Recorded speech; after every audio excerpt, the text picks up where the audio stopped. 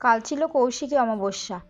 হাজব্যান্ডকে বললাম, দেখো আজ তো অমাবস্যা, রাতে কিন্তু ভাত খাবো না, লুচি আর ছোলার ডাল করব।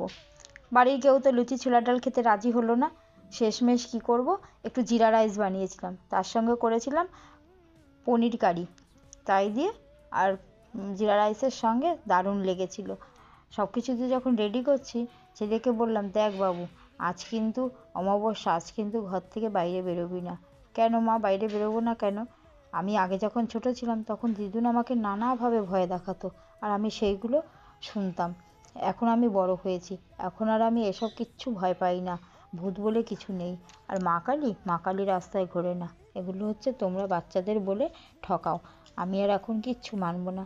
ও তো কিছুতেই মানতে চাইলো না, এখন তো বড় হয়েছে। দেখো, গল্প করতে করতে আমার জিরা রাইসটি পুরোপুরি রেডি হয়ে গেছে। রাতের বেলা সবাই গরম গরম জিরা রাইস আর পনির কারি দারুণ খেয়েছিল।